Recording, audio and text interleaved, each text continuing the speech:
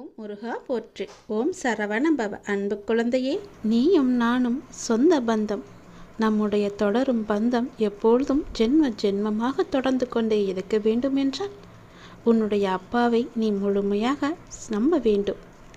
எல்லோரும் நம்மிடம் நன்றாக பேசுவார்கள்.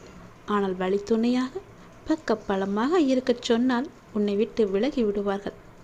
நீ சோதித்துப்பார் மற்றவர்களை, ஆனால் நீ என்னை சோதித்து பார்க்காதே.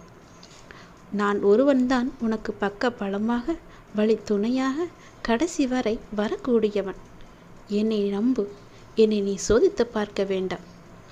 உன் குடும்பம் கூட குறை கூறி கூடி நின்று வசைப்பாடுகிறது என்று கவலைப்பட்டு கொண்டிருக்கிறாய்.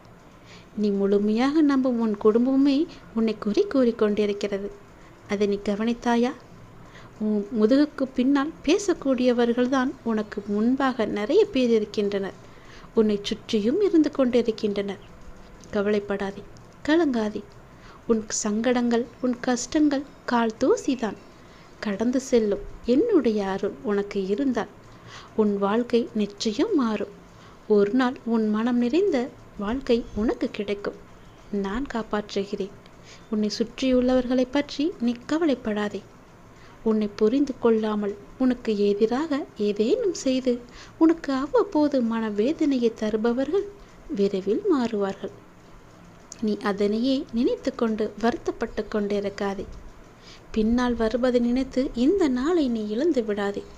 ஒவ்வொரு நொடியுமே உனக்கு அமிர்தம் போன்றது, சந்தோஷத்தை தரக்கூடியது. அதை நீ மகிழ்ச்சியாக அனுபவித்துக்கொள். அவர்கள் உன்னை புரிந்து கொள்ளாவிட்டாலும் நான் உன்னை புரிந்து கொள்கின்றேன். உன்னுடைய நல்ல மனம் எனக்கு தெரியும்.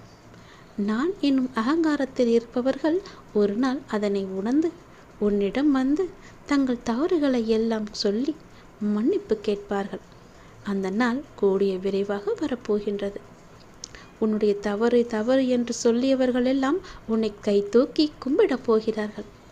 என் தங்கமே, நீ எதற்கும் கலங்காதே. நீ செய்யும் நல்ல காரியங்களை தொடர்ந்து செய்து கொண்டே இரு. கண் கலங்கி கதி இழந்து தவிக்கும் போதெல்லாம் உனக்கு ஆறுதல் தருவதற்கு நான் இருக்கிறேன்.